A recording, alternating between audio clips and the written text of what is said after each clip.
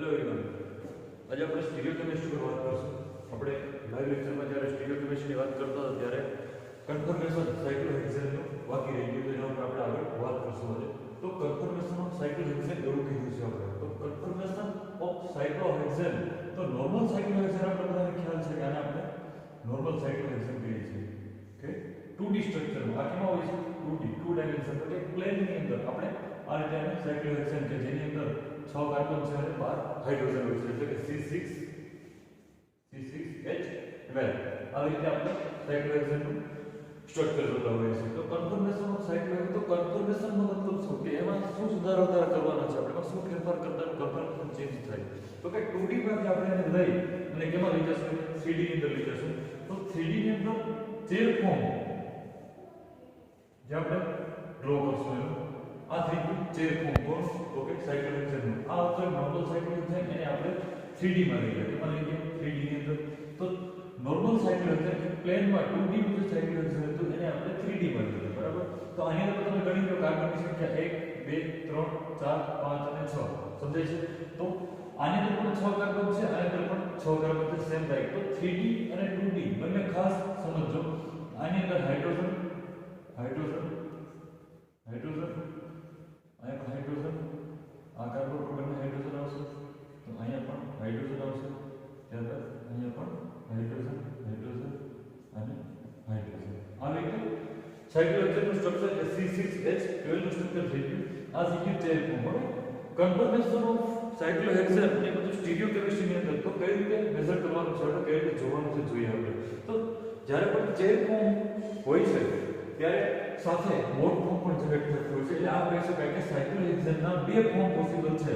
પહેલું કયું આવશે? કે ભાઈ ચેર ફોર્મ, ચેર ફોર્મ.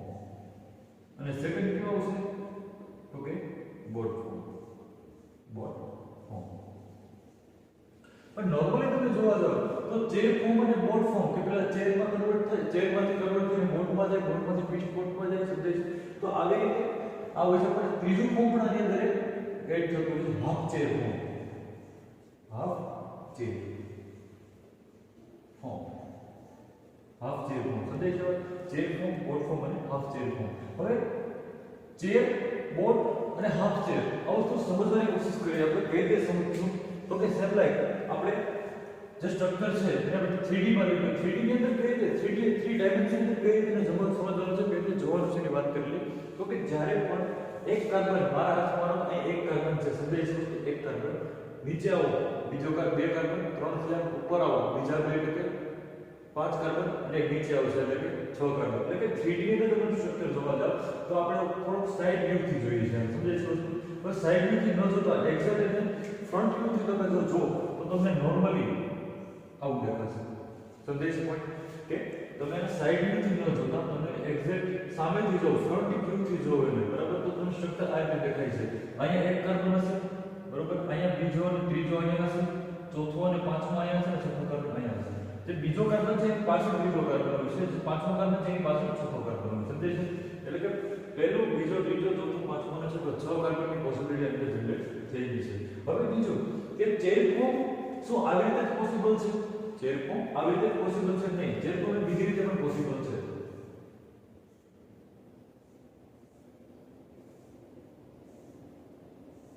ચાલો, આવી રીતે પણ ચેર ફોર્મ તમે ડ્રો કરી શકો.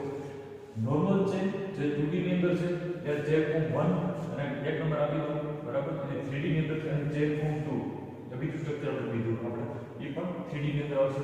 તો ચેર ફોર્મની પોસિબિલિટી આપણે દર્શાવી છે. ચેર ફોર્મ આવી રીતે પણ હોય છે અને આવી રીતે પણ હોય છે. હવે પહેલું ફોર્મ આ છે, સમજાય વસ્તુ? તો અહીંયા સુધી પહોંચવા માટે એટલે કે આ ફોર્મમાંથી આ ફોર્મમાં કન્વર્ટ કરવું છે, ફોર્મ નંબર 1 માંથી ફોર્મ નંબર 2 કન્વર્ટ કરવું છે. તો કેટલી પ્રોસેસમાંથી પાસ આઉટ થવું પડે, આપણે એની વાત કરીએ. તો એને ઓર્ડર આપેલો છે.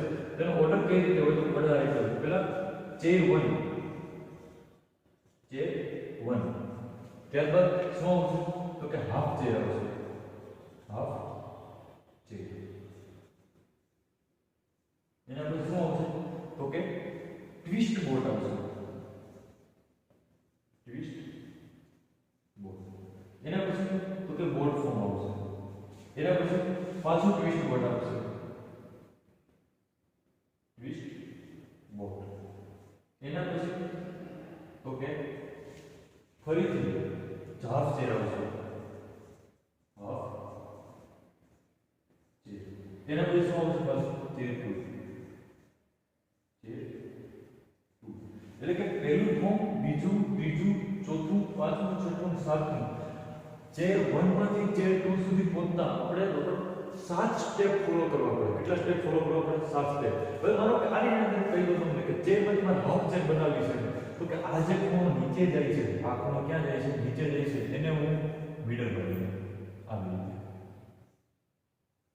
સમજાય છે વાત? આ થઈ ગઈ હાફ ચેર. આ શું થઈ ગઈ આપણી હાફ ચેર ખૂણો. એના પછી ટ્વિસ્ટ બોટ. ટ્વિસ્ટ બોટ નો મતલબ શું થાય? સમજાય છે? બોટ, ટ્વિસ્ટ બોટ કે એને ઘુમાવી દો એની વચ્ચે, એટલે ટ્વિસ્ટ બોટ બની જશે તમારું. સમજાય છે વાત? એટલે કે chair, half chair, twist boat, boat, twist boat, half chair અને ચેર. આ એક ઓર્ડર એનો જનરેટ થઈ ગયો છે. હવે આપણે થોડુંક નોર્મલ બાબતોને સમજી લઈએ કે હાઇડ્રોજનની પોસિબિલિટીઓ કઈ રીતે હોય. હાઇડ્રોજન જે છે એની શક્યતાઓ, હાઇડ્રોજન કઈ રીતે સેટ થયેલા હોય ચેર ની અંદર. ચાલો આવી રીતે છે. હવે તમને ખબર છે કે એક કાર્બનની સાથે બે હાઇડ્રોજન હોય. એક કાર્બન સાથે કેટલા હાઇડ્રોજન હોય? તો કે બે હાઇડ્રોજન પોસિબલ છે. હવે એની અંદર બે હાઇડ્રોજન છે, એક હાઇડ્રોજનને એક્સેલ કહેવાય, એકને ઇક્વિટોરિયલ કહેવાય. હાઇડ્રોજન એક હાઇડ્રોજન શું કહેવાય? એક્સેલ કહી શકાય, એક્સેલ. અને સેકન્ડને શું કહેવાય? ઇક્વિટોરિયલ, ઇક્વિટોરિયલ. હવે એક્સેલ એન્ડ ઇક્વિટોરિયલ. તો એક્સેલ અને ઇક્વિટોરિયલ સેટ કઈ રીતે કરવા, આની અંદર આ ઘણું મહત્વનું સમજવું જરૂરી છે તમારે, બરાબર?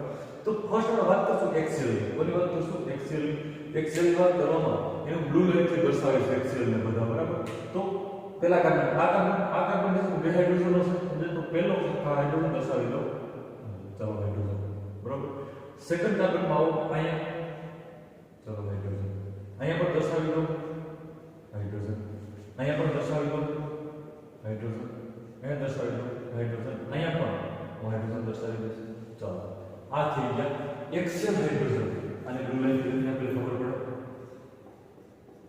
એક્સેલ. સમજાય છે વાત? કે ચેર ફોર્મની અંદર એક કાર્બન સાથે બે હાઇડ્રોજન હોય, તો એક કાર્બન સાથે બે હાઇડ્રોજન હોય તો કઈ રીતે ચેર ફોર્મમાં દર્શાવાય? ઓકે, આવી રીતે એને સેન્ટર આ રીતે દર્શાવી છે. હવે મેથડ છે કે ટ્રીક છે, એને યાદ રાખવા માટેની સરસ ટ્રીક છે કે પહેલા તમારે એક ઓનલી ફોર એક્સેલ દર્શાવી દેવાનું, ડાયરેક્ટ ઇક્વિટોરિયલ દર્શાવવાના નથી. બંને એક્સેલ દર્શાવવાના નહીં, કારણ કે ભૂલ થવાની શક્યતા વધી જાય. તો પહેલા એક્સેલ દર્શાવી દો, બરાબર? હવે જે ઉપર જે કાર્બન જાય છે, બરાબર, એનો હાઇડ્રોજન ક્યાં આવશે? હંમેશા ઉપર આવશે. આ કાર્બન જે નીચે જાય છે એનો હાઇડ્રોજન હંમેશા ક્યાં આવશે? નીચે આવશે. હવે અહીંયા ખૂણો પડે છે, જો આ ખૂણો પડે, બરાબર, તો એનો હાઇડ્રોજન ખૂણો ક્યાં છે? નીચે છે, તો હાઇડ્રોજન ક્યાં આવશે? નીચે. આ પણ ખૂણામાં હાઇડ્રોજન ક્યાં આવશે? નીચે. તો અહીંયા પણ એક ખૂણો જનરેટ થાય છે, તો આ ખૂણો જે પડે છે એમાં હાઇડ્રોજન ક્યાં જશે? ઉપર જશે. અહીંયા પણ હાઇડ્રોજન ક્યાં જશે? ઉપર જશે. સમજે? આ વસ્તુ છે એક્સેલ વિશે. હવે વાત કરીએ તો ઇક્વિટોરિયલ. ઇક્વિટોરિયલ બ્લેક પેનથી દર્શાવો. તો ઇક્વિટોરિયલમાં તો ઈઝી છે. આ ઉપર ગયો તો ઇક્વિટોરિયલ ક્યાં આવશે? નીચે આવશે. આ નીચે ગયો તો આ ક્યાં આવશે? આવી રીતે આવશે. આ અહીંયા આવશે. સમજાયું? આ અહીંયા આવશે. આ પણ અહીંયા આવશે અને આ અહીંયા આવશે. ચલો આની પર ટ્રીક છે. એક ઇક્વિટોરિયલ દર્શાવવાની પણ એક ટ્રીક છે. ટ્રીક કઈ રીતની છે? તો કે પહેલો કાર્બન અને છેલ્લો કાર્બન એમાં કોઈ ઇશ્યુ નથી, બરાબર? એમાં એક ઉપર જાય તો બીજો હંમેશા ક્યાં આવશે? નીચે આવશે. આ નીચે જાય તો આ હંમેશા ક્યાં જશે? ઉપર જશે. પણ જે ચાર કાર્બન વચ્ચેના છે એમાં કઈ રીતે તમે દર્શાવો છો એ મહત્વનું છે. એમાં જે ઉપર ખૂણો જાય છે એમાં ડબલ્યુ બનવો જોઈએ. W form. સમજાય? આ ડબલ્યુ તૈયાર થઈ ગયો આપણો. સમજાય? દેખાવ ડબલ્યુ. આ ડબલ્યુ આપણો તૈયાર થઈ ચૂક્યો છે. હવે નીચે એમ તૈયાર થવો જોઈએ આવી રીતે. સમજાય છે? આ એમ એટલે કે ડબલ્યુ આ રીતે ખૂણો બનવો જોઈએ અને નીચે જે કાર્બન જાય છે એમાં એમ બનવું જોઈએ. આ રીતે મેથડ છે. સમજાય વસ્તુ? કે ડબલ્યુ અને એમ યાદ રાખવાના, એટલે તમને ટ્રીક યાદ રહી જશે. કે એક્સેલ અને ઇક્વિટોરિયલ આ રીતે દર્શાવી શકાય. કોઈ પણ હાઇડ્રોજનમાં, સોરી, કોઈ પણ કાર્બનમાં બે હાઇડ્રોજન હોય તો હાઇડ્રોજન દર્શાવવાની આ એક ટ્રીક છે. સમજાય વસ્તુ? કે ઉપર જાય અને આ બંને ક્યાં આવશે? નીચે આવશે, બરોબર? ચલો હવે વાત કરીએ આપણે એક તો છે એના અલગ અલગ કન્ફર્મેશન વિશે વાત કરીશું.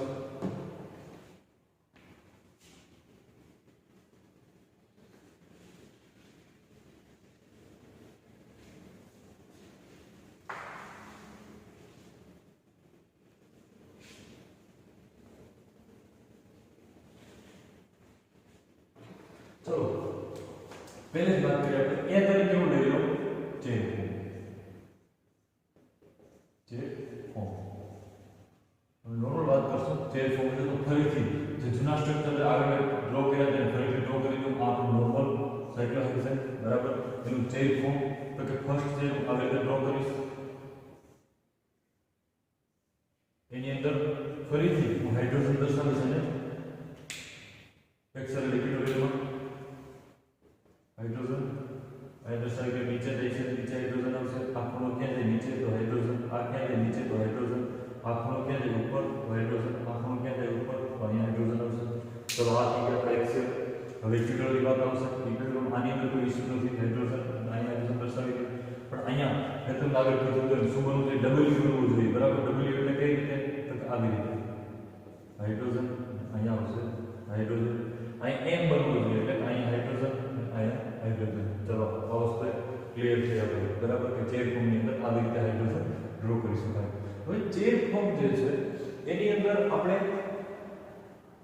અલગ કરવાનું થાય એટલે અલગ એટલે કે મિરર ઇમેજ બનાવવાની છે માનો કે મિરર ઇમેજ એટલે કે જે ચેર ફોર્મ આગળ વાત કરી હતી એમ મિરર ઇમેજ એટલે ઇનાન્સિયમ પર આગળ આપણે લેક્ચરમાં વાત થઈ હતી આગલા લેક્ચરની અંદર કે મિરર ઇમેજ આની કઈ રીતે ડ્રો કરવી તો મિરર ઇમેજ આની આ રીતે ડ્રો થશે આ ખૂણો ક્યાં આવશે નીચે આવશે આ ક્યાં આવશે ઉપર આવશે તો સેમ લાઈક આની અંદર માનો કે મારે દર્શાવવાનું થાય કે હું એક્સરે લિક્વિડ દર્શાવું બરાબર તો કઈ રીતે દર્શાવીશ તો આવી રીતે સેમ કે આ ખૂણો ક્યાં જાય તો નીચે તો હાઇડ્રોજન આવશે આ ખૂણો ક્યાં જાય ઉપર તો અહીંયા પણ હાઇડ્રોજન આવશે સમજાય છે આ ખૂણો ઉપર તો હાઇડ્રોજન આ ખૂણો ઉપર તો હાઇડ્રોજન અહીંયા નીચે તો અહીંયા હાઇડ્રોજન આવશે અહીંયા પણ નીચે આવશે આ બધા એક્સેલ ડ્રો કરી દીધા આપણે આની અંદર રિપીટર માં ડ્રો કરવાનું હોય તો અહીંયા m બનવો જોઈએ ને ખૂણો નીચે જાય છે એટલે કે h અને અહીંયા પણ h અહીંયા w બનવો જોઈએ h અને અહીંયા h તો આ ટ્રીક છે એક્સેલ રિપીટર ડ્રો કરવાની પરંતુ આ ફોર્મને 3D માંથી લઈને ગોસ ફોર્મ તરીકે જ્યારે આપણે જોવાનું છે ક્યારે જોવાનું છે ગોસ ફોર્મ તરીકે એટલે કે આવી રીતે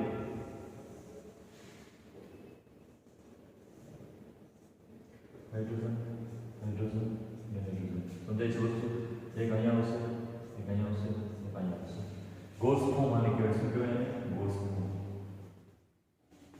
બાજુમાં બીજું સેમ લાઈક આવું ગોસ ફોર્મ ડ્રો કરી દઉં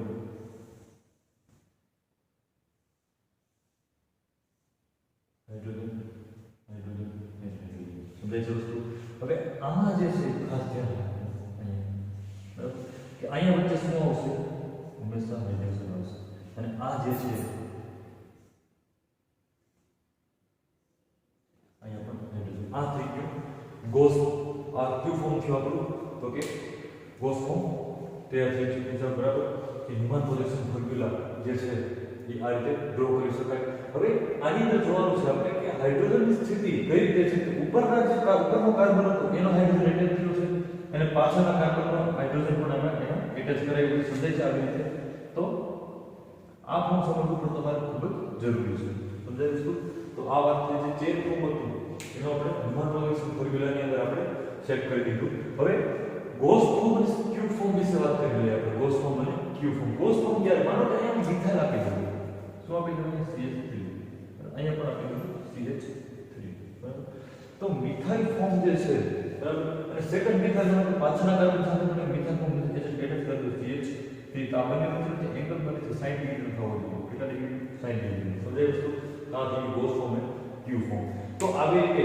આપણે સાયક્લોહેક્સેન ચેન ફોર્મ કમ્પ્લીટલી કરી શકીએ પીડીએફ ની અંદર ટોટલી ડિટેલ આપેલી છે તમને બરાબર ચેન ફોર્મ વિશે એની અંદર ટોટલી થિયરી આપેલી છે એક્સેલ ઇક્વિટોરિયમ ગોસ ફોર્મ ક્યુ ફોર્મ બરાબર ટોર્સનલ સ્ટ્રેન એંગલ એ પણ આપેલું છે એટલે ક્યુ ફોર્મ ચેન ફોર્મ પણ અંદર ઇન્ક્લુડ છે તો આવી રીતે આપણે ચેન ફોર્મનું કન્ફર્મેશન લઈ શકીએ chain form is a very important કારણ કે સાયક્લોહેક્સેનનું પહેલું જો કન્ફર્મેશન પરફોર્મર કોઈ હોય તો એ ચેન ફોર્મ છે અને લાસ્ટ જો કોઈ બનતું હોય તો પણ ચેન ફોર્મ એમાં આવડત કે હતું કે પહેલું ચેન ફોર્મ હોય એમાંથી કન્વર્ટ કરીને આપણે શેમાં લઈએ હાફ ચેન લઈએ હાફ ચેનમાંથી આપણે બરોબર અલગ અલગ કન્ફર્મેશન લઈએ છે સાચું કન્ફર્મેશન જે આવશે આ આવશે બરાબર નામ આપી દો આને કારણે માનો કે ફર્સ્ટ કહો તો આને સેકન્ડ કહી શકાય બરાબર પહેલું અને બીજું પહેલા કન્ફર્મેશન તમે શરૂઆત કરો તો છેલ્લે 7ના સ્ટેપ ઉપર પહોંચો ત્યારે સેકન્ડ કન્ફર્મેશન તમને મળી જશે મારી લો કે એવું નથી કરતા અને ફર્સ્ટ અહીંથી ટ્રાય કરો બરોબર અહીંથી ચાલુ કરો ફર્સ્ટ કન્ફર્મેશન ઉપરથી સેકન્ડ ઉપરથી અને તમે લાસ્ટમાં સાતમું જે કન્ફર્મેશન પડશે 1 કન્ફર્મેશન કેવું છે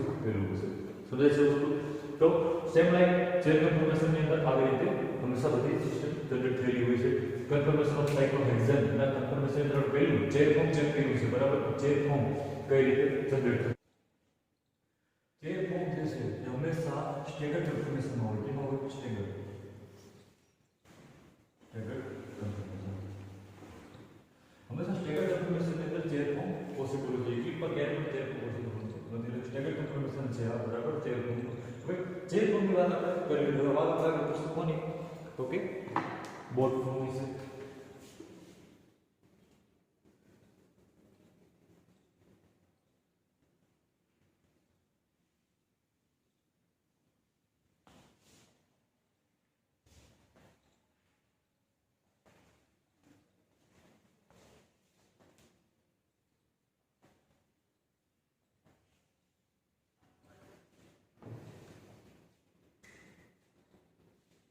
બી આવશે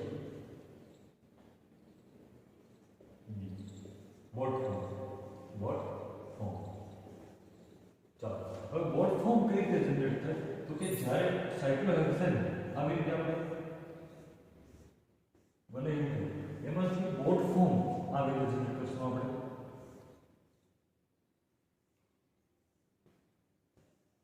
આવી આની કઈ બોટ ફોર્મ આ જે છે આ બોટ ફોર્મ છે જે બોટ એટલે કે હુડકી જેવું લાગે આપણે હુડા હુડકી જેવું દેખી શકાય એટલે કે આને કહી શકાય બોટ ફોર્મ. શું કહેવાય?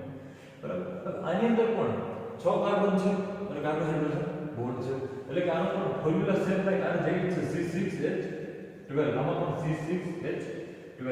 તો જ્યારે પણ બોટ ફોર્મ હોય છે બોટ ફોર્મને સામેથી એક જટ જો બરાબર તો તમને આવી રીતે દેખાય. સમજાય છે વસ્તુ? બોટ ફોર્મ એક કાર્બન અહીંયા હશે એક અહીંયા હશે આ બંને સાઈડમાં હશે એટલે બોટ ફોર્મને ફ્રન્ટ વ્યૂથી જો તો તમને આવી રીતે દેખાય. બરોબર. એક કાર્બન અહીંયા એક અહીંયા હશે બે કાર્બન અહીંયા અને બે કાર્બન અહીંયા હશે. સમજાય? સેમ લાઈક આ પોઝિશન હોય છે. આની અંદર હાઇડ્રોજન કેમ દર્શાવે તો સેમ લાઈક હાઇડ્રોજન અહીંયા પણ હાઇડ્રોજન અહીંયા હાઇડ્રોજન અહીંયા હાઇડ્રોજન અહીંયા પણ આવી રીતે અહીંયા હાઇડ્રોજન અહીંયા હાઇડ્રોજન નીચે હાઇડ્રોજન અને અહીંયા હાઇડ્રોજન. બીજો હાઇડ્રોજન ક્યાં છે? W ફોર્મ H આમાં પણ સેમ લાઈક H એટલે કે એક્સિયલ અને ઇક્વિટોરિયલ સેમ લાઈક આની અંદર જેમ આમાં દર્શાવતા હતા એ જ મેથડ ઉપર આની અંદર આપણે દર્શાવવાના છે. બરાબર. તો ચેન કન્ફર્મેશન જે છે ઇક્લિપ કન્ફર્મેશન રિવ્યુ છે ઇક્લિપ્સ કન્ફર્મેશન છે. બરાબર. કે ચેન ફોર્મ જે ચેન ફોર્મ હતું સ્ટેગર હતું જ્યારે બોટ ફોર્મ થઈ ગયું છે તો કે ઇક્લિપ કન્ફર્મેશન છે. હવે એક બીજી વસ્તુ ખાસ કરીને મહત્વની જોવાની છે કે આની અંદર ચેન કન્ફર્મેશન જે હતું એની અંદર હાઇડ્રોજનની જે સ્થિતિ હતી બરાબર એક્સિયલ સ્થિતિમાં કહું તો અહીંયા હાઇડ્રોજન હતો આ હાઇડ્રોજન અહીંયા હતો એટલે કે આ હાઇડ્રોજન થાય ને સમજાય વસ્તુ આ જે હાઇડ્રોજન ચેનમાં દર્શાવ્યું કે આ હાઇડ્રોજન થાય લાઈન પર બ્લુ લાઈન જેવું મેં ડ્રો કરી દીધું જે એક્સિયલમાં છે. ચલો આ હાઇડ્રોજન અને અહીંયા પણ આ હાઇડ્રોજન. હવે આ હાઇડ્રોજન અને આ હાઇડ્રોજન બંને વચ્ચેનું ડિસ્ટન્સ ઘણું દૂર હતું પણ આની અંદર તો ડિસ્ટન્સ કેવું છે ફિઝિકલી છે એટલે કે આને બંનેને ફ્લેગ પોલ પડે છે. ફ્લેગ પોલ આ બંને ફ્લેગ પોલ તરીકે ઓળખી શકાય. સમજાય વસ્તુ કે અહીંયા એક્સિયલ હાઇડ્રોજન એમ એક્સિયલ હાઇડ્રોજન અહીંયા પણ લેબર હાઇડ્રોજન તો આને ફ્લેગ પોલ તરીકે આપણે ઓળખી શકીએ. કન્ફર્મેશન જે છે એ બોટ ફોર્મની અંદર જોવા મળે છે આપણે. બરાબર. હવે બોટ ફોર્મ આપણે જોઈ લઈએ સાથે સાથે ટ્વિસ્ટ બોટ ફોર્મ પણ જોઈ લઈએ આપણે. હાફ ચેર અને ચેર આપણે ચેક જોયું. હવે twist boat form twist boat form twist boat form જે છે એ કઈ રીતે હોય તો કે ટ્વિસ્ટ બોટ ફોર્મની અંદર કઈ હોય અને એને પકડી અને ઘુમાવી દેવાનું. સમજાય છે વસ્તુ એને પકડીને ઘુમાવી દે એટલે આવી રીતે ડ્રો કરાય હંમેશા આવી રીતે. સમજાય છે પોઈન્ટ?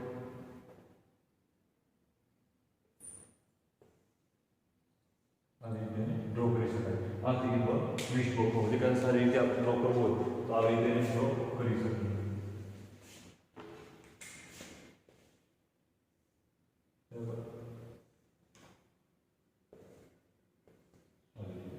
એક કાર્બન અહીંયા હશે બીજો અહીંયા ત્રીજો અહીંયા ચોથો અહીંયા પાંચમો અહીંયા છઠ્ઠો.